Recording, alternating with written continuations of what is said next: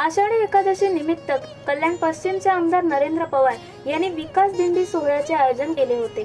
27 जुलै रोजी आषाढी एकादशी निमित्त संपूर्ण राज्यात विठोबा रखुमाई मंदिरामध्ये भाविकांनी पूजा केली। त्याचप्रमाणे त्याचाच एक भाग म्हणून कल्याण पश्चिमचे आमदार नरेंद्र पवार यांनी विकास दिंडी सोहळ्याचे आयोजन केले होते।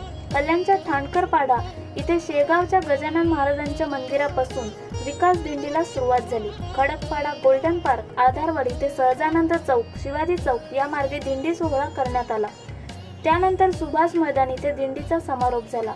या दिंडी सोहळ्यात स्वतः आमदार नरेंद्र पवार वारकऱ्यांचा पोशाख परिधान केला होता। तसेच शासनाच्या ज्या विविध योजना आहेत त्या योजनांचा विकास रथ तयार करण्यात आला होता।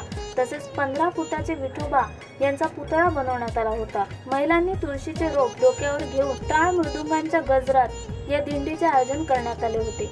या समय दिंडी सोहळ्यास डॉक्टर चंद्रशेखर तांबडे, भाजपा शहर अध्यक्ष अर्जुन म्हात्रे, महिला जिल्हा अध्यक्ष संजीवनी पाटील, नगरसेविका डॉक्टर शुभा पाध्ये, उपेक्षा भोईर, प्रिया शर्मा, राजाभाऊ पातकर, रोहिदास गायकर, गौरव गुजर यांच्यासह भाजपचे कार्यकर्ते मोठ्या संख्येने उपस्थित होते। Bureau report, India TV news.